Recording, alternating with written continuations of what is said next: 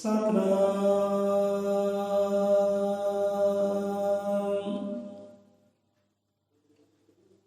ਸਤਿਗੁਰੂ ਗੁਰਦੇਵ ਗੁਰੂ ਭਗਵਾਨ ਅਜ਼ਰ ਅਮਰਤ ਕਾਲ ਸ਼੍ਰੀ ਗੁਰੂ ਵਾਲਮੀਕ ਭਗਵਾਨ ਜੀ ਮਹਾਰਾਜ ਸਹਾਇ ਸ਼ਬਦ ਗੁਰੂ ਮਹਾਰਾਜ ਸਹਾਇ। ਅਰਦਾਸ। ਆਦਿ ਪੁਰਖ ਜੀ ਆਪ ਦਾ ਹਰ ਹਿਰਦੇ ਵਿੱਚ ਵਾਸ, ਪੂਰਨ ਕਰੋ ਸੰਪੂਰਨ ਕਾਰਜ ਆਪ ਕੇ ਚਰਨੀ ਹੈ ਅਰਦਾਸ। पूर्ण करो संपूर्ण काल आपको चलनी है अरदास। सज वाणी की शुरुआत होंदा तो इदा ही है। पहला गुरु घर आउंदिया अरदास बेनती ही होंदी है, हुक्मनामे ले जाते हैं गुरां दे, बेनती की जाती है पातशाह जी सुखनी घड़ी बख्शी की है। हुण बाणी पढ़न दे गाउण दे सुरग्यान ही बख्शी करो तो बल भी बख्शी करो आपदे कम चरनां विच आपदे बच्चे की अरदास है। पहला आउंदे अरदास ही हुंदी है। सो अज वाणी की आरंभता भी अरदास नाल ही हुई है, हर रोज़ ही हुंदी है।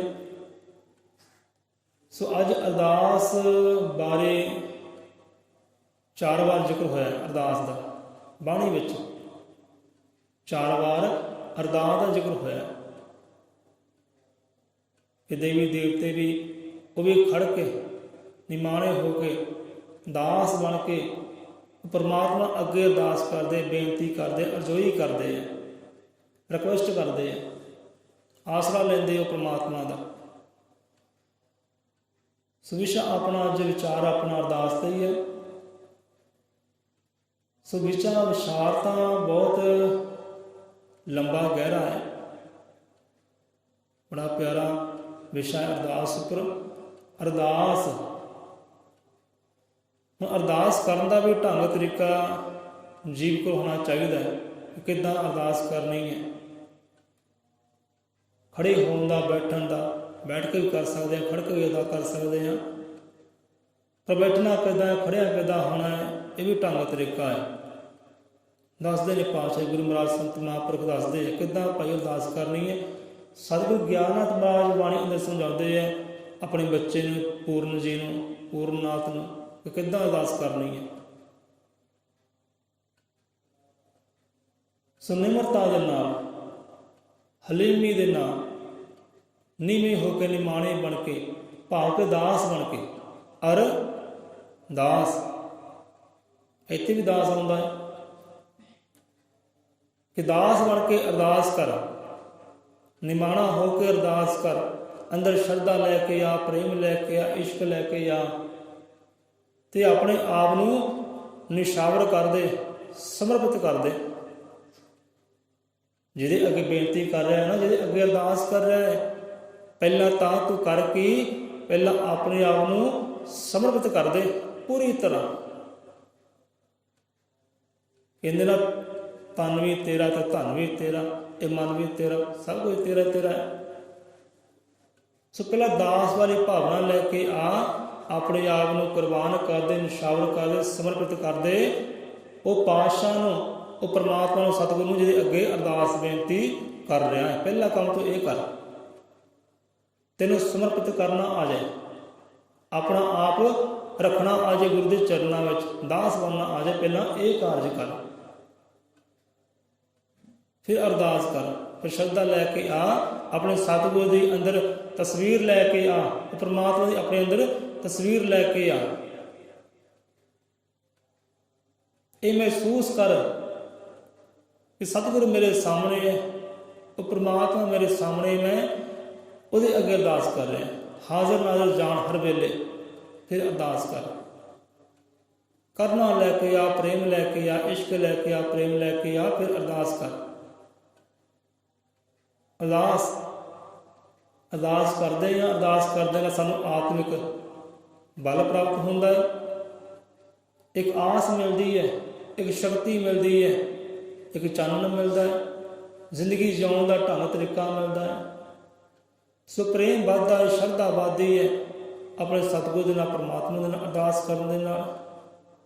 ਸੋ ਅਰਦਾਸ ਕਰਨ ਦੇ ਨਾਲ ਅੰਦਰ ਸੁੱਖ ਆਉਂਦਾ ਹੈ, ਆਨੰਦ ਆਉਂਦਾ ਹੈ। ਸੋ ਅਰਦਾਸ ਬਾਰੇ ਸੰਤਾਂ ਗੁਰੂਆਂ ਰਹਿਬਰਾਂ ਨੇ ਬੜਾ ਵਿਚਾਰਨਾ ਕੀਤਾ ਹੈ। ਹਰ ਸੰਤ ਨੇ, ਹਰ ਗੁਰੂ ਨੇ, ਹਰ ਪੀਰ ਨੇ ਅਰਦਾਸ ਵੀ ਕੀਤੀ ਹੈ ਪਰਮਾਤਮਾ ਅੱਗੇ, ਸਾਰਿਆਂ ਨੇ ਕੀਤੀ ਹੈ। ਤੇ ਆਪਣੇ ਸਿੱਖ ਸੇਵਕਾਂ ਨੂੰ ਅਰਦਾਸ ਨਾਲ ਜੋੜਨਾ ਕੀਤਾ, ਤੁਸੀਂ ਵੀ ਅਰਦਾਸ ਕਰੋ। ਮਗਰ ਪਾਠ ਬਾਣੀ ਪੜ੍ਹਦੇ ਆ, ਕਿ ਪਾਠ ਬਾਣੀ ਕਰਦੇ ਆ, ਅਰਦਾਸ ਦੀ ਜ਼ਰੂਰਤ ਹੈ, ਅਰਦਾਸ ਕਰਨੀ ਚਾਹੀਦੀ ਹੈ। ਉੱਥੇ ਮਹਾਂਪੁਰਖ ਦੱਸਦੇ ਨੇ ਕਿ ਹਾਂ ਵੀ ਅਰਦਾਸ ਕਰਨੀ ਚਾਹੀਦੀ ਹੈ, ਲਾਜ਼ਮੀ ਹੈ। ਤੁਸੀਂ ਨਿਤਨੇਮ ਕਰਦੇ ਹੋ, ਪਾਠ ਪੋਥੀ ਪੜ੍ਹਦੇ ਹੋ, ਸ਼ੁਰੂਆਤ ਵਿੱਚ ਵੀ ਅਰਦਾਸ ਕਰੋ, ਸਮਾਪਤੀ ਕਰਨੀ ਹੈ ਉਸ ਵੇਲੇ ਅਰਦਾਸ ਕਰੋ। ਕਲੇ ਸਤਿਗੁਰੂ ਮਹਾਰਾਜ ਗਲਤੀਆਂ ਫਲਤੀਆਂ ਹੋ ਗਈਆਂ ਹੋਣਗੀਆਂ, ਬਖਸ਼ ਦਿਓ। ਸਮਝਾਉਣਾ ਕਰਨਾ ਕਿ ਜਦੋਂ ਬੱਚਾ ਖੇਡਦਾ ਹੈ, ਬੱਚਾ ਖੇਡਾਂ ਖੇਡਦਾ ਹੈ, ਮਨ ਲੱਗਿਆ ਹੋਇਆ ਖੇਡਾਂ ਦੇ ਨਾਲ, ਖਿਡੌਣਿਆਂ ਦੇ ਨਾਲ, ਰੋਂਦਾ ਨਹੀਂ, ਕਰਲਾਉਂਦਾ ਨਹੀਂ, ਤੇ ਉਹਨਾਂ ਚਿਰ ਮਾਂ ਵੀ ਲਾਗੇ ਨਹੀਂ ਆਉਂਦੀ ਜਿੰਨਾ ਚਿਰ ਉਹ ਖੇਡਾਂ ਦੇ ਨਾਲ ਖੇਡਦਾ ਹੈ। ਜਿੰਨਾ ਚਿਰ ਖੇਡਾਂ ਨਾਲ ਖੇਡਦਾ ਹੈ ਮਾਂ ਵੀ ਲਾਗੇ ਨਹੀਂ ਆਉਂਦੀ। ਮਾਂ ਵੀ ਕਹਿੰਦੀ ਚਲੋ ਮੈਂ ਵੀ ਆਪਣੇ ਕੰਮ ਕਾਜ ਕਰ ਲਾਂ, ਘਰ ਦੇ ਬਹੁਤ ਕੰਮ ਕਾਰ ਹੁੰਦੇ ਆ, ਮੈਂ ਵੀ ਇਹ ਕੰਮ ਕਾਰ ਨਿਬੇੜੇ ਕਰ ਲਾਂ।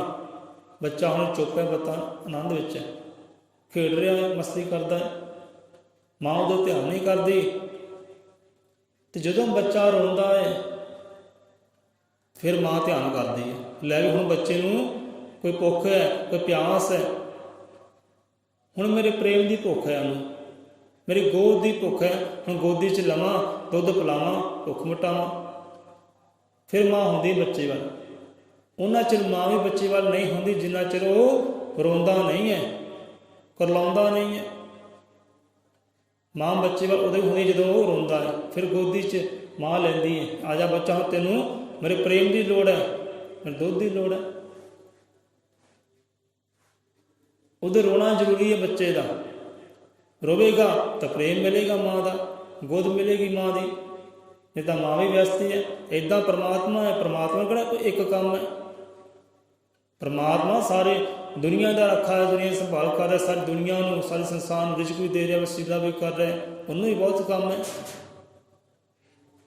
ਪਰਮਾਤਮਾ ਹੀ ਮਾਂ ਬਰਾਬਰ ਹੀ ਹੈ। ਹੁਣ ਪਰਮਾਤਮਾ ਸਾਡੇ ਵੱਲ ਧਿਆਨ ਕਿੱਦਾਂ ਕਰੇ? ਜੇ ਅਸੀਂ ਰੋਵਾਂਗੇ, ਕੁਰਲਾਵਾਂਗੇ ਤਾਂ ਸਾਡੇ ਵੱਲ ਧਿਆਨ ਹੋਵੇਗਾ। ਅਸੀਂ ਅਰਦਾਸ ਕਰਾਂਗੇ, ਹਾਂ ਵੀ ਪਰਮਾਤਮਾ ਹੁਣ ਮੈਨੂੰ ਤੇਰੇ ਪ੍ਰੇਮ ਦੀ ਲੋੜ ਹੈ, ਮੈਨੂੰ ਤੇਰੇ ਗੋਦ ਦੀ ਲੋੜ ਹੈ, ਹੁਣ ਦੇ ਸਹਾਰਾ, ਮੈਨੂੰ ਦੇ ਪ੍ਰੇਮ। ਬੱਚਾ ਨਹੀਂ ਰੋਂਦਾ, ਨਹੀਂ ਕਰਲਾਉਂਦਾ, ਮਾਂ ਥੋੜ੍ਹੀ ਦੂਰ ਹੈ, ਆਪਣੇ ਕੰਮਾਂ ਵਿੱਚ ਵਿਅਸਤ ਹੈ। ਜਦੋਂ ਬੱਚਾ ਰੋਂਦਾ ਹੈ ਤੇ ਮਾਂ ਦੀ ਗੋਦ ਪਾਉਂਦਾ ਹੈ। ਸੋ ਅਰਦਾਸ ਵੀ ਇਹ ਚੀਜ਼ ਹੀ ਹੈ, ਅਰਦਾਸ ਵੀ ਇਹੀ ਚੀਜ਼। ਅਰਦਾਸ ਵੀ ਇੱਕ ਸਮਝ ਲਓ ਆਪਣਾ ਦੁੱਖੜਾ ਸਾਂਝਾ ਕਰਨਾ ਹੀ ਹੈ ਪਰਮਾਤਮਾ ਅੱਗੇ। ਬੱਚਾ ਰੋਂਦਾ, ਇੱਕ ਰੋਣਾ ਹੀ ਕਹਿ ਲਓ। ਜਦੋਂ ਅਰਦਾਸ ਕਰਦੇ ਆ ਫਿਰ ਪਰਮਾਤਮਾ ਵੀ ਧਿਆਨ ਕਰਦਾ ਹੈ ਕਿ ਮੇਰਾ ਬੱਚਾ ਮੇਰੇ ਵੱਲ, ਉਹਦਾ ਹੁਣ ਧਿਆਨ ਇੱਧਰ ਹੈ, ਮੇਰਾ ਧਿਆਨ ਵੀ ਉੱਧਰ ਹੋਵੇ। ਫਿਰ ਲੈਂਦਾ ਹੈ ਆਪਣੀ ਸ਼ਰਨ ਵਿੱਚ, ਹੁਣ ਤੂੰ ਮੇਰੀ ਸ਼ਰਨ 'ਚ ਆ ਗਿਆ, ਮੰਗ ਕੀਤੀ ਹੈ, ਸ਼ਰਧਾ ਰੱਖੀ ਹੈ, ਪ੍ਰੇਮ ਦਿਖਾਇਆ ਹੈ, ਦਾਸ ਬਣ ਕੇ ਆਇਆ ਹੈ, ਫਿਰ ਉੱਧਰੋਂ ਹੀ ਪ੍ਰੇਮ ਮਿਲਦਾ ਹੈ। ਸੋ ਇਸ ਕਰਕੇ ਅਰਦਾਸ ਜ਼ਰੂਰੀ ਹੈ। ਹਜੇ ਤੇ ਸਤਿਗੁਰੂ ਰਵਿਦਾਸ ਮਹਾਰਾਜ ਵੀ ਅਰਦਾਸ ਕਰਦੇ ਹੈ। ਸੋ ਵਿਸ਼ਾ ਆਪਣਾ ਲੰਬਾ ਹੈ, ਗਹਿਰਾ ਹੈ, ਸਮਾਂ ਥੋੜ੍ਹਾ ਜਿਹਾ ਅੱਜ ਕਰ ਲੈਂਦੇ, ਥੋੜ੍ਹਾ ਜਿਹਾ ਕੱਲ੍ਹ ਕਰ ਲਾਂਗੇ। ਹੁਣ ਅਰਦਾਸ ਦੇਖੋ ਕਰਨੀ ਕਿਹੜੀ ਹੈ, ਕਿਹੜੀ ਅਰਦਾਸ ਹੈ ਜੋ ਪਰਮਾਤਮਾ ਘਰ ਵਿੱਚ ਕਬੂਲੀ ਜਾਂਦੀ ਹੈ। ਉਹ ਕਿਹੜੀ ਅਰਦਾਸ ਹੈ ਜਿਹੜੀ ਕਬੂਲ ਹੁੰਦੀ ਹੈ? ਉਹ ਕਿਹੜੀ ਅਰਦਾਸ ਹੈ ਜਿਹੜੀ ਪਰਮਾਤਮਾ ਘਰ ਵਿੱਚ ਕਬੂਲ ਨਹੀਂ ਹੁੰਦੀ? ਬੰਦਾ ਕਰਦਾ ਹੈ ਜਾਂ ਕਰਵਾਉਂਦਾ ਹੈ, ਉਹ ਕਿਹੜੀਆਂ ਗੱਲਾਂ ਬਾਤਾਂ, ਕਿਹੜੇ ਵਿਚਾਰ ਹੈ, ਕਿਹੜੀ ਅਰਦਾਸ ਹੈ ਜਿਹੜੀ ਰੱਬ ਦੇ ਘਰ ਵਿੱਚ ਪ੍ਰਵਾਨ ਨਹੀਂ ਹੁੰਦੀ? ਰੱਬ ਦੇ ਘਰ ਦੀ ਗੱਲ ਛੱਡੋ, ਸਤਿਗੁਰੂ ਦੇ ਘਰ ਵੀ ਪ੍ਰਵਾਨ ਨਹੀਂ ਹੁੰਦੀ। ਉਹ ਦੇਵੀ ਦੇਵਤਾ ਪੀਰ ਪੈਗੰਬਰ ਸੰਤਾਂ ਭਗਤਾਂ ਦੇ ਘਰ ਦੇ ਅੰਦਰ ਅਰਦਾਸ ਕਬੂਲ ਨਹੀਂ ਹੁੰਦੀ। ਅਰਦਾਸ ਕਿਹੜੀ ਹੈ? ਉਹ ਕਿਹੜੀਆਂ ਅਰਦਾਸਾਂ ਅਸੀਂ ਕਰਦੇ ਹਾਂ ਜਿਹੜੀ ਕਬੂਲ ਹੀ ਨਹੀਂ ਹੁੰਦੀ? ਕਰਦੇ ਜ਼ਰੂਰ ਹਾਂ ਪਰ ਕਬੂਲ ਨਹੀਂ ਹੁੰਦੀ। ਉਹ ਕਿਹੜੀ ਅਰਦਾਸ ਹੈ ਜੋ ਪਹਿਲੀ ਸੱਟੇ ਕਬੂਲ ਹੋ ਜਾਂਦੀ ਹੈ? ਸੋ ਇੱਥੇ ਅਰਦਾਸ ਕਰਦੇ ਸਤਿਗੁਰੂ ਰਵਿਦਾਸ ਮਹਾਰਾਜ ਜੀ। ਸੋ ਸ਼ਬਦ ਤੋਂ ਆਪਾਂ ਸ਼ੁਰੂਆਤ ਕਰਾਂਗੇ ਕਿ ਹਮ ਸਰ ਦੀਨ ਦਿਆਲ ਨਾ ਤੁਮ ਸਾ ਅਬ ਪਤਿਆਲ ਕਿਆ ਕੀਜੇ। ਸੋ ਇੱਥੇ ਕਥਾ ਕਹਾਣੀ ਵੀ ਆਉਂਦੀ ਹੈ। ਜੋ ਸਤਿਗੁਰਾਂ ਤੇ ਰੱਬ ਦੇ ਪਿਆਰੇ ਤੇ ਸੰਕਟ ਆਏ, ਵਿਪਤਾ ਆਈ, ਇਮਤਿਹਾਨ ਹੋਇਆ ਉਹਨਾਂ ਦਾ। ਪੱਥਰ ਤਾਰਨਾ ਸੀ ਜੋ ਗੰਗਾ ਵਿੱਚ ਡੁੱਬ ਗਿਆ ਸੀ, ਜਿੱਥੇ ਕਿਰਤ ਕਮਾਈ ਕਰਦੇ ਸੀ। ਪੱਥਰ ਨੂੰ ਤਾਰਨਾ ਸੀ। ਪੱਥਰ ਤਰਦਾ ਸੀ ਤਾਂ ਵਾਕਈ ਭਗਤ ਜਾਣੇ ਜਾਂਦੇ ਸੀ, ਰੱਬ ਦੇ ਪਿਆਰੇ ਜਾਣੇ ਜਾਂਦੇ ਸੀ। ਜੇ ਪੱਥਰ ਡੁੱਬਦਾ ਹੈ ਤਾਂ ਕੋਈ ਭਗਤ ਨਹੀਂ, ਤਾਂ ਇਹ ਰੱਬ ਦੇ ਪਿਆਰੇ ਨਹੀਂ, ਸਿਰਫ ਨਾਟਕ ਕਰਦੇ, ਦਿਖਾਵਾ ਕਰਦੇ। ਇਹ ਦੋਸ਼ ਲੱਗਣਾ ਸੀ, ਇਹ ਦੋਸ਼ ਲੱਗਣਾ ਸੀ। ਜੇ ਪੱਥਰ ਡੁੱਬ ਜਾਂਦਾ ਤਾਂ ਪੱਥਰ ਗਿਆ ਡੁੱਬ, ਪੱਥਰ ਗਿਆ ਡੁੱਬ। ਜਿੱਥੇ ਕਿਰਤ ਕਮਾਈ ਕਰਦੇ ਸੀ ਆਪਣੀ, ਡੁੱਬ ਗਿਆ। ਹੁਣ ਕਰਦੇ ਅਰਦਾਸ। ਅਰਦਾਸ ਕਿੱਦਾਂ ਕੀਤੀ? ਕਿੱਦਾਂ ਹੈ? ਜਿੱਦਾਂ ਇੱਕ ਬੱਚਾ ਰੋਂਦਾ ਹੈ। ਬੱਚਾ ਜਿੱਦਾਂ ਪਹਿਲਾਂ ਆਪਾਂ ਕਹਾਣੀ ਕੀਤੀ ਹੈ ਕਿ ਬੱਚਾ ਰੋਂਦਾ ਹੈ ਤੇ ਫਿਰ ਮਾਂ ਗੋਦ ਵਿੱਚ ਲੈਣਾ ਕਰਦੀ ਕਿ ਆਹ ਬੱਚਾ ਹੁਣ ਤੈਨੂੰ ਮੇਰੀ ਗੋਦ ਦੇ ਸਹਾਰੇ ਦੀ ਲੋੜ ਹੈ, ਤੈਨੂੰ ਮੇਰੇ ਪ੍ਰੇਮ ਦੀ ਲੋੜ ਹੈ, ਦੁੱਧ ਦੀ ਲੋੜ ਹੈ ਤੈਨੂੰ। ਹੁਣ ਤੈਨੂੰ ਭੁੱਖ ਲੱਗੀ ਹੈ ਤਾਂ ਰੋਂਦਾ ਹੈ। ਹੁਣ ਇੱਥੇ ਵੀ ਉਹੀ ਭੁੱਖ ਪਿਆਸ ਦਿਖਾ ਰਹੇ। ਹੁਣ ਹੰਝੂ ਸੁੱਟਦੇ ਆ। ਸਤਿਗੁਰੂ ਰਵਿਦਾਸ ਮਹਾਰਾਜ ਰੋ ਰੋ ਕੇ ਅਰਦਾਸ ਕਰਦੇ ਆ ਬੱਚੇ ਵਾਂਗ। ਹਮ ਸਰ ਦੀਨ ਦਿਆਲ ਨਾ ਤੁਮ ਸਾ ਅਬ ਪ੍ਰਤਿਆਲ ਕਾ ਕੀਜੇ। ਹੁਣ ਸਤਿਗੁਰਾਂ ਦੇ ਆਪਣੇ ਆਪ ਨੂੰ ਬਹੁਤ ਨਿਮਾਣਾ ਕਿਹਾ ਹੈ। ਆਪਾਂ ਨਹੀਂ ਕਹਿ ਸਕਦੇ, ਬੜੇ ਸ਼ਬਦਾਂ ਵਿੱਚ ਉਹਨਾਂ ਨੇ ਬਹੁਤ ਨੀਵਾਂ ਦੱਸਿਆ ਆਪਣੇ ਆਪ ਨੂੰ, ਆਪਾਂ ਨਹੀਂ ਕਹਿ ਸਕਦੇ। ਪਰ ਇੱਥੇ ਕਹਿੰਦੇ ਹੈ ਪਰਮਾਤਮਾ, ਹੈ ਹਰੀ ਪਰਮਾਤਮਾ ਜੀਓ, ਗੁਰੂ ਗਰੀਬ ਨਿਵਾਸ ਜੀਓ, ਮੈਂ ਬੜਾ ਗਰੀਬ ਹਾਂ, ਮੈਂ ਬੜਾ ਨਿਮਾਣਾ ਹੈ। ਹਮ ਸਰ ਦੀਨ, ਪਰ ਆਪ ਤਾਂ ਦਿਆਲ ਹੋ, ਬਖਸ਼ਣਹਾਰ ਹੋ। ਹਮ ਸਰ ਦੀਨ ਦਿਆਲ ਨਾ ਤੁਮ ਸਾ। ਮੇਰੇ ਵਰਗਾ ਕੋਈ ਗਰੀਬ ਨਹੀਂ, ਮੇਰੇ ਵਰਗਾ ਕੋਈ ਨਿਮਾਣਾ ਨਹੀਂ ਹੈ ਦੁਨੀਆ ਤੇ ਤੇਰੇ ਵਰਗਾ ਕੋਈ ਦਿਆਲੂ ਵੀ ਨਹੀਂ ਹੈ, ਕੋਈ ਬਖਸ਼ਣਹਾਰਾ ਵੀ ਨਹੀਂ ਹੈ। ਤੇਰੇ ਵਰਗਾ ਕੋਈ ਦਿਆਲੂ ਵੀ ਸੰਸਾਰ ਤੇ ਨਹੀਂ ਹੈ। ਤੂੰ ਦਿਆਲੂ ਹੈ, ਬਖਸ਼ਣਹਾਰ ਹੈ, ਬਖਸ਼ ਲੈਣਾ ਹੈ।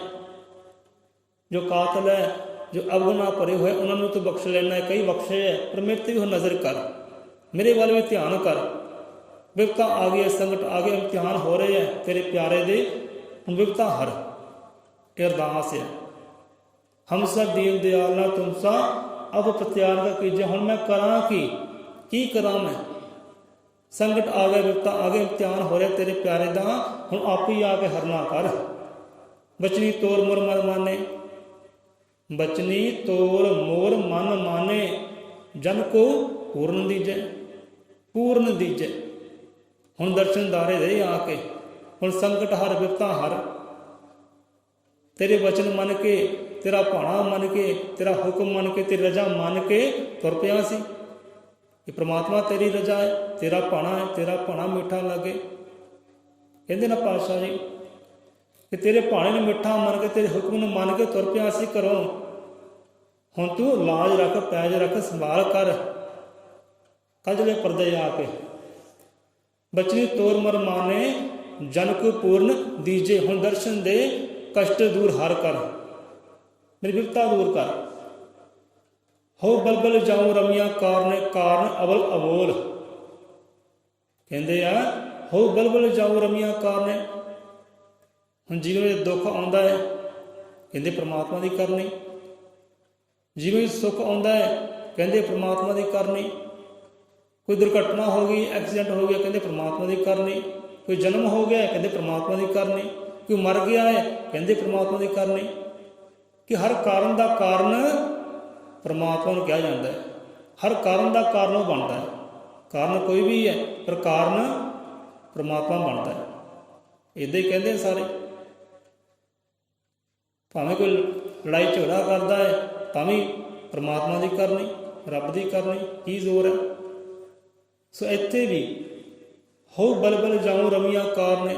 ਰਮੀਆਂ ਕਿਹਾ ਪਰਮਾਤਮਾ ਨੂੰ, ਜਦ ਰਮਿਆ ਹੋਇਆ ਉਹ ਰਾਮ ਨੂੰ ਕਿਹਾ ਮੈਂ ਤੇਰੇ ਭਾਣੇ ਤੋਂ ਬਲ ਬਲ ਜਾਨਾ, ਕੁਰਬਾਨ ਜਾਨਾ, ਸਦਕੇ ਜਾਨਾ ਹੈ। ਤੇਰੀ ਰਮਜ ਤੇਰਾ ਭਾਣਾ ਤੂੰ ਹੀ ਜਾਣਦਾ, ਮੈਂ ਨਹੀਂ ਜਾਣਦਾ। ਅਬੋਲ, ਮੈਂ ਜਾਣਦਾ ਹੀ ਨਹੀਂ ਤੇਰੀ ਰਜ਼ਾ ਕੀ ਹੈ, ਭਾਣਾ ਕੀ ਹੈ। ਹੁਣ ਬਿਪਤਾ ਆ ਗਈ, ਸੰਕਟ ਆ ਗਈ ਹੈ, ਹਰਨਾ ਕਰ। ਹੋ ਬਲ ਬਲ ਜਾਉ ਰਮੀਆਂ ਕਾਰਨੇ, ਕਾਰਨ ਕਬਲ ਅਬੋਲ। ਕਾਰਨ ਕੀ ਹੈ, ਰਾਜ ਕੀ ਹੈ, ਮੈਨੂੰ ਨਹੀਂ ਪਤਾ, ਮੈਂ ਨਹੀਂ ਜਾਣਦਾ। ਹੁਣ ਕਾਰਨ ਬਣ ਗਿਆ, ਬਿਪਤਾ ਬਣ ਗਈ ਹੈ, ਹੁਣ ਸੰਕਟ ਦੂਰ ਕਰ, ਦਰਸ਼ ਦਿਖਾ ਆ ਕੇ। ਲਾਜ ਰੱਖ ਲੈ, ਪੈਜ ਰੱਖ ਲੈ, ਅੱਗੇ ਰਹਾਓ ਆਉਂਦਾ ਹੈ। ਠਹਿਰਾਓ ਦੇ ਕੇ, ਵਿਸ਼ਰਾਮ ਦੇ ਕੇ ਸਤਿਗੁਰੂ ਜੀ ਅਰਦਾਸ ਬੇਨਤੀ ਕਰਦੇ ਹੈ, ਰੋਂਦਿਆਂ ਹੋਇਆਂ ਹੰਝੂ ਸੁੱਟ ਕੇ। ਬਹੁਤ ਜਨਮ ਵਿਛੜੇ ਤੇ ਮਾਧੋ ਜਨਮ ਤੁਮਾਰੇ ਲੇਖੇ, ਕਹਿ ਰਵਿਦਾਸ ਆਸ ਲਗ ਜੀਵਿਓ, ਚਿਰ ਪਏ ਦਰਸ਼ਨ ਦੇਖੇ। ਕਿਉਂਕਿ ਅਰਦਾਸ ਕਰਦੇ ਆ ਨਾ, ਇੱਕ ਆਸ ਪ੍ਰਗਟ ਹੁੰਦੀ ਹੈ। ਅਰਦਾਸ ਸਾਨੂੰ ਆਸ ਨਾਲ ਜੋੜਦੀ ਹੈ। ਅਰਦਾਸ ਤੇ ਆਸ। ਪਹਿਲਾਂ ਦਾਸ ਬਣ, ਹਲੀਮੀ ਲੈ, ਨਿਮਰਤਾ ਲੈ, ਇਸ਼ਕ ਲੈ ਕੇ ਆ, ਪ੍ਰੇਮ ਲੈ ਕੇ, ਵਿਸ਼ਵਾਸ ਲੈ ਕੇ ਆ ਕਿ ਜਿਹਦੇ ਅੱਗੇ ਮੈਂ ਅਰਦਾਸ ਕਰਦਾ ਨਾ, ਮੈਨੂੰ ਵਿਸ਼ਵਾਸ ਹੈ ਉਹ ਮੇਰੀ ਸੁਣਦਾ ਹੈ। ਪਹਿਲਾਂ ਤਾਂ ਇਹ ਕਰ। ਹੁਣ ਆਸ ਇੱਕ ਉਤਪੰਨ ਹੁੰਦੀ ਹੈ ਅਰਦਾਸ ਕਰਦੇ ਹਾਂ। ਕਈ ਜਨਮ ਵਿਛੜੇ ਤੇ ਮਾਧੋ ਜਨਮ ਤੁਮਾਰੇ ਲੇਖੇ। ਅਰਦਾਸ ਕੀਤੀ ਹੈ, ਇਹ ਪ੍ਰਮਾਤਮਾ ਹਰੀ ਜੀਓ, ਜਨਮ ਜਨਮ ਤੋਂ ਤੇਰੇ ਨਾਲ ਵਿਛੜਿਆ ਹੋਇਆ ਆ। ਕਈ ਜਨਮਾਂ ਤੋਂ ਭਟਕ ਰਿਹਾ ਆ, ਵਿਛੜਿਆ ਤੇਰੇ ਤੋਂ, ਇੱਕ ਮਿੱਕ ਨਹੀਂ ਆਪਾਂ ਹੋਏ। ਹੁਣ ਆਪਾਂ ਵੀ ਵਿਛੜੇ ਹੀ ਆ ਨਾ ਪਰਮਾਤਮਾ ਤੋਂ। ਵਿਛੋੜਾ ਪਿਆ ਹੈ ਆਤਮਾ ਤੇ ਪਰਮਾਤਮਾ ਦਾ, ਇੱਕ ਸੋਰੀ ਹੈ। ਹੁਣ ਪਤਾ ਨਹੀਂ ਕਿਹੜੀਆਂ ਸਦੀਆਂ ਤੋਂ, ਕਿਹੜੀਆਂ ਸਾਲਾਂ ਤੋਂ ਆਪਾਂ ਭਟਕ ਰਹੇ ਆ, ਪਤਾ ਨਹੀਂ ਕਿਹੜੀ ਕਿਹੜੀ ਜੂਨੀ ਵਿੱਚੋਂ ਗੁਜ਼ਰ ਕੇ ਆਏ ਆ। ਹੁਣ ਪਾਤਸ਼ਾਹ ਦੇ ਇਹੀ ਸਮਝਾਉਂਦੇ, ਭਾਈ ਇਹ ਤੈਨੂੰ ਜੀਵਨ ਮਿਲਿਆ ਹੈ, ਮਾਸ ਦੇਹੀ ਮਿਲੀ, ਇੱਦਾਂ ਨਹੀਂ ਮਿਲੀ ਤੂੰ 1,84 ਭੋਗ ਕੇ, ਕੁੱਤਾ ਬਿੱਲੀ ਭੋਗ ਕੇ, ਬਾਂਦਰ ਬੱਕਰੀ ਅਜੂਨਾ ਭੋਗ ਕੇ ਨਾ, ਉਹ ਦੇਹੀਆਂ ਭੋਗ ਕੇ ਫਿਰ ਤੈਨੂੰ ਮਾਸ ਦੇਹੀ ਮਿਲੀ, ਇੱਦਾਂ ਨਹੀਂ ਮਿਲੀ। ਇਹ ਮਿਲੀ ਕਿਉਂ ਹੈ ਕਿ ਤਾਂ ਜੋ ਇੱਕ ਮਿਕ ਹੋ ਸਕੇ ਪਰਮਾਤਮਾ ਦੇ ਨਾਲ। ਇਹ ਜਨਮ ਲੇਖੇ ਲਾ ਕੇ ਉਹਦੇ ਸਿਮਰਨ ਵਿੱਚ।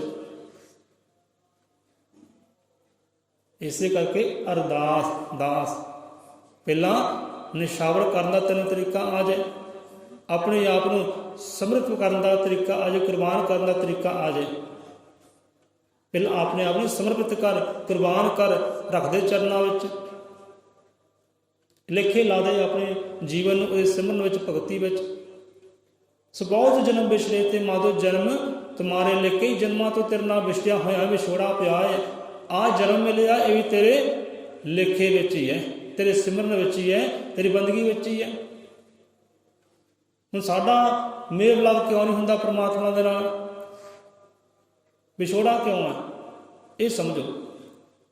ਇਹ ਵਿਛੋੜਾ ਕਿਉਂ ਹੈ ਇਹ ਸਮਝੋ ਪਹਿਲਾਂ। ਕਿ ਵਿਛੋੜਾ ਉਦੋਂ ਹੀ ਪੈਂਦਾ ਹੈ ਆਪਣੇ ਪਿਆਰੇ ਦੇ ਨਾਲ ਜਦੋਂ ਕਮੀਆਂ ਤਰੋਟੀਆਂ ਹੋਣ। ਜਦੋਂ ਕਮੀਆਂ ਤਰੋਟੀਆਂ ਹੋਣ ਨਾ, ਵਿਛੋੜੇ ਉੱਥੇ ਹੀ ਪੈਂਦੇ ਆ।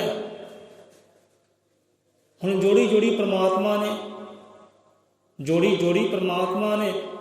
ਹੁਣ ਸੱਸ ਕਹਿੰਦੀ ਹੈ ਮੈਨੂੰ ਤਲਾਕ ਚਾਹੀਦਾ, ਇਹ ਮੈਨੂੰ ਨਹੁੰ ਨਹੀਂ ਚਾਹੀਦੀ। ਜੋੜੀ ਹੈ, ਤੋੜਨਾ ਚਾਹੁੰਦੀ ਹੈ। ਹੁਣ ਕਿਉਂ ਤੋੜਨਾ ਚਾਹੁੰਦੀ ਹੈ? ਕੋਈ ਕਮੀਆਂ ਹੋਣਗੀਆਂ, ਤਰੋਟੀਆਂ ਹੋਣਗੀਆਂ, ਕੋਈ ਅਵਗੁਣ ਹੋਣਗੇ। ਸਾਨੂੰ ਨਹੀਂ ਚਾਹੀਦੀ ਪਈ ਇਹ ਕੰਨਿਆ, ਦੂਸਰੀ ਸ਼ਾਦੀ ਕਰਾਂਗੇ ਪੁੱਤਰ ਦੀ। ਇਹ ਵਿਛੋੜੇ ਕਿਉਂ ਪੈਂਦੇ ਆ? ਕਿਉਂ ਪਿਆ ਵਿਛੋੜਾ? ਕਿਉਂਕਿ ਕਮੀਆਂ ਬਹੁਤ ਸੀ, ਤਰੋਟੀਆਂ ਬਹੁਤ ਸੀ, ਗੁਨਾਹ ਬਹੁਤ ਸੀ, ਪਾਪ ਬਹੁਤ ਸੀ। ਇਸ ਕਰਕੇ ਵਿਛੋੜੇ ਪੈਂਦੇ ਆਏ ਆ। ਮੇਲ ਮਿਲਾਪ ਹੋਏ ਨੇ, ਮੇਲ ਮਿਲਾਪ ਹੋਏ ਨਹੀਂ ਕਿਉਂਕਿ ਕਮੀਆਂ ਸੀ, ਤਰੋਟੀਆਂ ਸੀ, ਗੁਨਾਹ ਬਹੁਤ ਸੀ, ਪਾਪ ਬਹੁਤ ਸੀ। ਹੁਣ ਤੁਸੀਂ ਇਹ ਨਾ ਸਮਝੋ ਕਿ ਸਤਿਗੁਰਾਂ ਦੇ ਜੀਵਨ ਵਿੱਚ ਕੋਈ ਕਮੀਆਂ ਸੀ, ਤਰੋਟੀਆਂ, ਕਮੀਆਂ ਕੋਈ ਨਹੀਂ ਸੀ। ਗੁਰਾਂ ਦੇ ਜੀਵਨ 'ਚ ਕੋਈ ਗੁਨਾਹ ਨਹੀਂ ਸੀ, ਪਾਪ ਨਹੀਂ ਸੀ, ਵਿਕਾਰ ਨਹੀਂ ਸੀ। ਇਹ ਵਿਛੋੜਾ ਫਿਰ ਕਿਉਂ ਪਿਆ? ਵਿਛੋੜਾ ਕਿਉਂ ਪਿਆ? ਕਿ ਕਮੀਆਂ ਸੀ, ਤਰੋਟੀਆਂ ਸੀ, ਇਹੀ ਸਮਝਾਂਗੇ ਆਪਾਂ। ਸਾਡਾ ਕਿਉਂ ਵਿਛੋੜਾ ਪਿਆ ਪਰਮਾਤਮਾ ਨਾਲ? ਕਮੀਆਂ ਹੋਣਗੀਆਂ, ਤਰੋਟੀਆਂ ਹੋਣਗੀਆਂ, ਗੁਨਾਹ ਹੋਣਗੇ। ਆਪਣੇ ਆਪ ਦੀ ਗੱਲ ਆਉਂਦੀ ਹੈ ਤਾਂ ਮੰਨਦੇ ਹਾਂ, ਕਬੂਲ ਕਰਦੇ ਹਾਂ। ਜਦੋਂ ਸਤਿਗੁਰਾਂ ਦੀ ਗੱਲ ਆਉਂਦੀ ਹੈ ਤਾਂ ਉੱਥੇ ਕਮੀਆਂ ਤਰੋਟੀਆਂ ਕੋਈ ਨਹੀਂ ਸੀ, ਕੋਈ ਐਬ ਗੁਨਾਹ ਨਹੀਂ ਸੀ ਉਹਨਾਂ ਦੇ ਜੀਵਨ ਵਿੱਚ। ਇਹ ਕੁਝ ਕਾਰਜ ਹੁੰਦੇ ਆ ਜੋ ਉਹਨਾਂ ਰੂਹਾਂ ਨੂੰ ਕਰਨੇ ਪੈਂਦੇ ਆ। ਉਹ ਕਾਰਜ ਸੰਪੂਰਨ ਕਰਨ ਵਾਸਤੇ ਉਹਨਾਂ ਰੂਹਾਂ ਨੂੰ ਮਾਤਰ ਧਰਤੀ 'ਤੇ ਆਉਣਾ ਪੈਂਦਾ ਹੈ। ਤੋ ਕਾਰਜ ਪੂਰਾ ਕਰਨ ਹੀ ਆਏ ਸੀ। ਕੋਈ ਕਮੀਆਂ ਨਹੀਂ ਸੀ, ਕੋਈ ਗੁਨਾਹ ਨਹੀਂ ਸੀ, ਪਾਪ ਨਹੀਂ ਸੀ, ਵਿਕਾਰ ਨਹੀਂ ਸੀ, ਕਾਰਜ ਪੂਰਨ ਕਰਨੇ ਸੀ, ਕਾਰਜ ਪੂਰਨ ਕਰਨ ਆਏ। ਹੁਣ ਸਤਿਗੁਰੂ ਰਵਿਦਾਸ ਮਹਾਰਾਜ ਸਤਿਯੁਗ ਵਿੱਚ ਵੀ ਆਏ ਆ, ਦੁਆਪਰ ਵਿੱਚ ਵੀ ਆਏ ਆ, ਤ੍ਰੇਤਾ ਵਿੱਚ ਵੀ ਆਏ ਹੈ, ਤੇ ਕਲਯੁਗ ਵਿੱਚ ਵੀ ਉਹ ਆਏ ਹੈ। ਤਾਈਓ ਤਾਂ ਉਹਨਾਂ ਨੇ ਵਿਚਾਰਿਆ ਕਿ ਜਨਮ ਜਨਮ ਵਿਛੜੇ ਥੇ ਮਾਧੋ।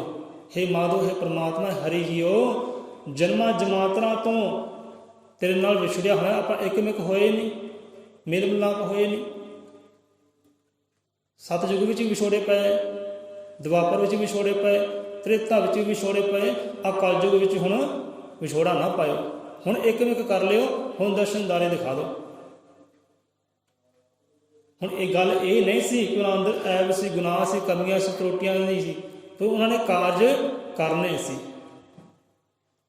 ਦੁਨੀਆ ਦੇ ਕੁਝ ਇਹੋ ਜਿਹੇ ਕਾਰਜ ਸੀ, ਕੋਈ ਭੁੱਲੇ ਭਟਕੇ ਜੀਵ ਸੀ, ਗੁਨਾਹ ਨਾਲ ਭਰੇ ਹੋਏ ਜੀਵ ਸੀ, ਉਹਨਾਂ ਨੂੰ ਰਾਹ ਦਿਖਲਾਉਣੇ ਸੀ, ਮਾਰਗ ਦਿਖਾਉਣੇ ਸੀ ਸੱਚ ਦੇ। ਇਸੇ ਕਰਕੇ ਉਹਨਾਂ ਨੂੰ ਦੁਆਪਰ ਵਿੱਚ ਵੀ ਆਉਣਾ ਪਿਆ, ਸਤਿਯੁਗ ਵਿੱਚ ਵੀ ਆਉਣਾ ਪਿਆ, ਤ੍ਰੇਤਾ ਵਿੱਚ ਵੀ ਆਉਣਾ, ਕਲਯੁਗ ਵਿੱਚ ਉਹਨਾਂ ਨੂੰ ਆਉਣਾ ਪਿਆ। ਚਾਰਾਂ ਯੁੱਗਾਂ ਵਿੱਚ ਸਤਿਗੁਰੂ ਰਵਿਦਾਸ ਪ੍ਰਗਟ ਹੋਏ। ਉਹਨੇ ਕਾਰਜ ਸੰਪੂਰਨ ਕਰਨੇ ਸੀ, ਭੁੱਲਿਆਂ ਭਟਕਿਆਂ ਰਾਹ ਦਿਖਲਾਉਣੇ ਸੀ, ਤਦ ਹੀ ਉਹ ਦੁਨੀਆ 'ਤੇ ਆਏ। ਨਹੀਂ ਤਾਂ ਕੋਈ ਕਮੀਆਂ ਤਰੁੱਟੀ ਨਹੀਂ ਸੀ, ਗੁਨਾਹ ਕੋਈ ਨਹੀਂ ਸੀ।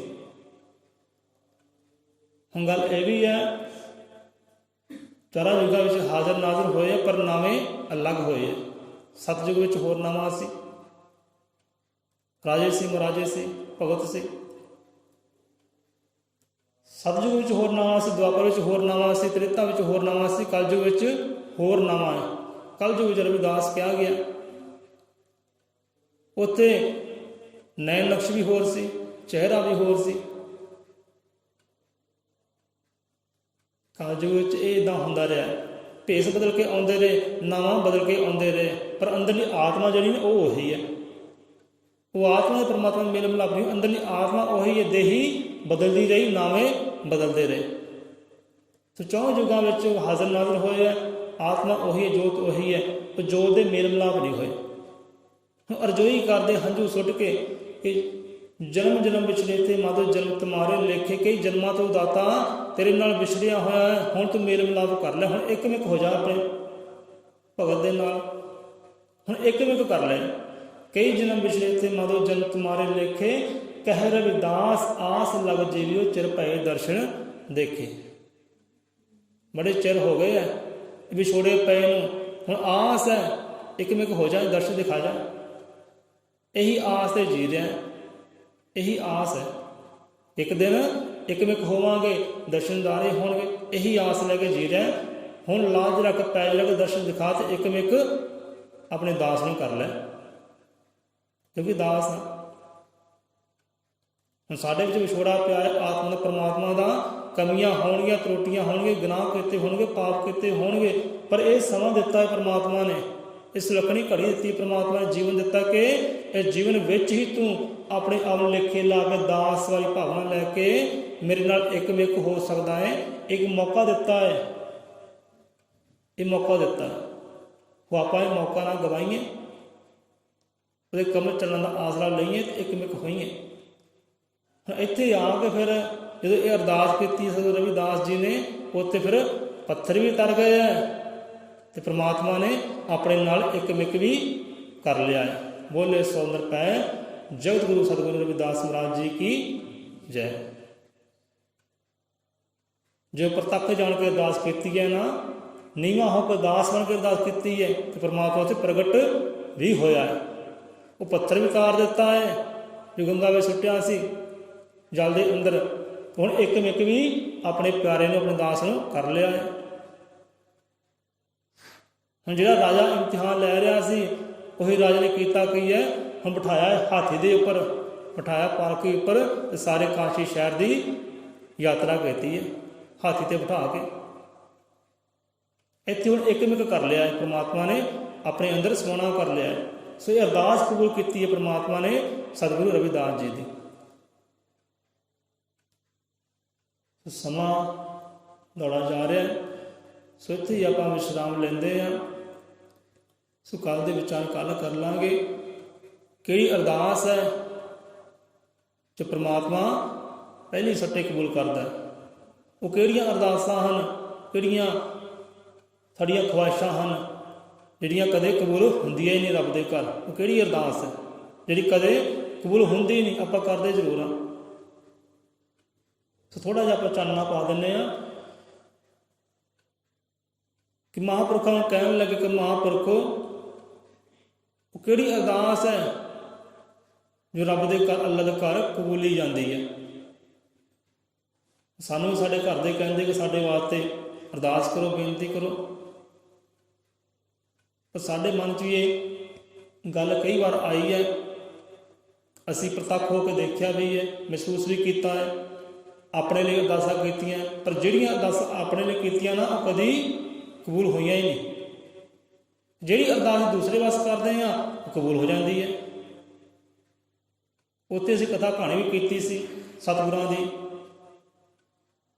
ਹੁਣ ਸਤਿਗੁਰੂ ਦੇ ਜੋ ਪਤਨੀ ਸੀ ਗੰਗਾ ਜੀ, ਸਤਿਗੁਰੂ ਦੀ ਪਤਨੀ ਹੈ, ਉਹ ਸਤਿਗੁਰੂ ਜੋ ਦੁਨੀਆ ਨੂੰ ਉਤਾਰਦੇ ਹੈ, ਰਾਹ ਦਿਖਲਾਉਂਦੇ, ਸਾਰੇ ਦੀਆਂ ਆਸਾਂ ਮੁਰਾਦਾਂ ਪੂਰਨ ਕਰਦੇ, ਉਹ ਸਤਿਗੁਰਾਂ ਅੱਗੇ ਉਹਨਾਂ ਦੀ ਪਤਨੀ ਅਰਦਾਸ ਕਰਦੀ ਹੈ ਕਿ ਮਹਾਰਾਜ ਪੁੱਤਰ ਚਾਹੀਦਾ, ਦਿਓ ਵਰਦਾਨ।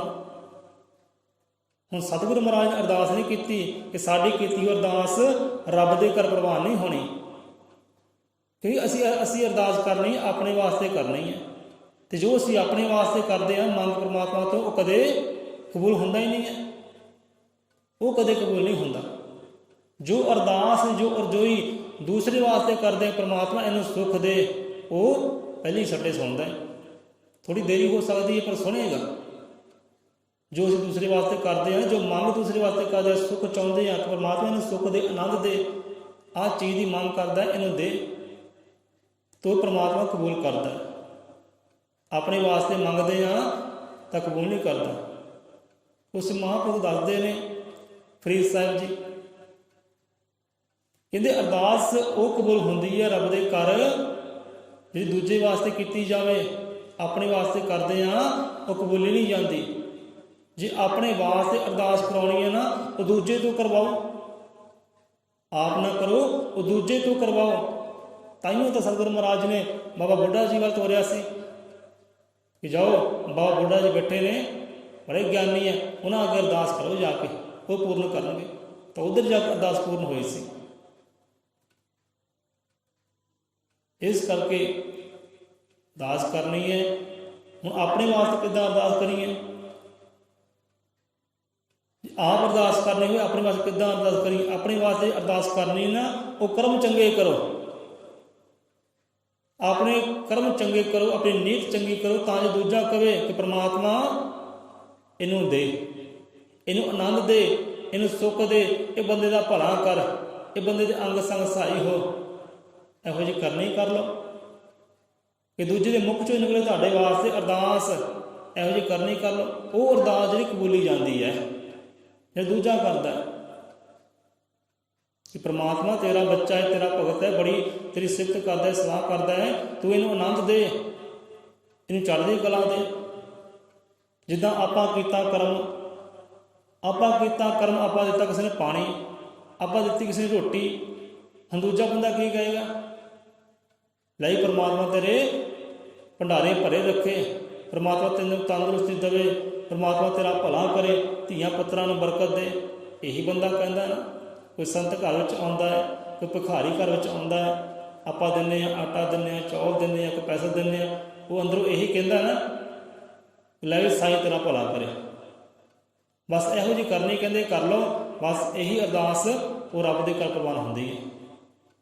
ਆਪਣੇ ਵਾਸਤੇ ਅਰਦਾਸ ਕਰਾਂਗੇ ਪਰਮਾਤਮਾ ਮੈਨੂੰ ਆਹ ਦੇ, ਪਰਮਾਤਮਾ ਮੈਨੂੰ ਆਹ ਦੇ, ਇਹ ਅਰਦਾਸਾਂ ਕਬੂਲੀਆਂ ਨਹੀਂ ਜਾਂਦੀਆਂ। ਦੂਸਰਾ ਕਰੇ ਤਾਂ ਆਪਣੀ ਕਰਨੀ ਇਹੋ ਜਿਹੀ ਕਰੇ ਕਿ ਦੂਜਾ ਬੰਦਾ ਕਵੇ ਕਿ ਪਰਮਾਤਮਾ ਇਹਦਾ ਭਲਾ ਕਰ, ਇਹਨੂੰ ਮੂੰਹੋਂ ਮੰਗੀ ਮੁਰਾਦ ਦੇ, ਇਹਨੂੰ ਚੜ੍ਹਦੀ ਕਲਾ ਬਖਸ਼ਿਸ਼ ਕਰ। ਦੂਸਰਾ ਕਰੇ ਉਹ ਪਹਿਲੀ ਸੱਟੇ ਰੱਬ ਦੇ ਘਰ ਪ੍ਰਵਾਨ ਹੁੰਦੀ ਹੈ। ਥੋੜ੍ਹੀ ਦੇਰੀ ਹੋ ਸਕਦੀ ਹੈ ਕਿਉਂਕਿ ਉਹਦੇ ਘਰ ਦੇ ਅੰਦਰ ਦੇਰ ਹੈ, ਹਨੇਰ ਨਹੀਂ ਹੈ। ਸੋ ਬਾਕੀ ਕੱਲ੍ਹ ਵਿਚਾਰ ਕਰ ਲਾਂਗੇ। ਸੋ ਇੱਥੇ ਆਪਾਂ ਵਿਸ਼ਰਾਮ ਲੈਂਦੇ ਹਾਂ। ਮਹਾਰਾਜ ਸਭ ਦੀਆਂ ਆਸਾਂ ਮੁਰਾਦਾਂ ਸੰਪੂਰਨ ਕਰੇ ਕਿ ਸਾਨੂੰ ਉਦਾਸ ਬਣਨਾ ਆ ਜਾਏ, ਅਸੀਂ ਦਾਸ ਬਣ ਕੇ ਆਪਣੇ ਆਪ ਨੂੰ ਸਮਰਪਿਤ ਕਰਕੇ ਕੁਰਬਾਨ ਕਰਕੇ ਉਹਦੇ ਚਰਨਾਂ ਵਿੱਚ ਰੱਖ ਕੇ ਉਹਨੂੰ ਸਾਖਸ਼ਾਤ ਪ੍ਰਤੱਖ ਜਾਣ ਕੇ ਅਰਦਾਸ ਕਰੀਏ ਤਾਂ ਜੋ ਸਾਡੀ ਅਰਦਾਸ ਕੀਤੀ ਹੋਈ ਰੱਬ ਦੇ ਘਰ ਕਬੂਲ ਹੋ ਜਾਏ, ਸਤਿਗੁਰ ਦੇ ਘਰ ਕਬੂਲ ਹੋ ਜਾਏ। ਹਮ ਸਰ ਦੀਨ ਦਿਆਲਾ ਤੁਮ ਸ ਅਵਪਤਿਆਰ ਕਾ ਕੀਜੇ, ਬਚਨੀ ਤੋਰ ਮੋਰ ਮਨ ਮਾਨੇ, ਜਨ ਕੋ ਪੂਰਨ ਦੀਜੇ। ਹੋ ਬਲਬਲ ਜਾਉ ਰਮੀਆਂ ਕਾਰਨੇ ਕਾਰਨ ਕਬਰ ਅਬੋਲ ਰਹਾਓ, ਬਹੁਤ ਜਨਮ ਵਿਛੜੇ ਤੇ ਮਾਧੋ ਜਨਮ ਤੁਮਾਰੇ ਲੇਖੇ, ਕਹਿ ਰਵਿਦਾਸ ਆਸ ਲਗ ਜੀਵਿਓ, ਚਿਰ ਪੈ ਦਰਸ਼ਨ ਦੇਖੇ।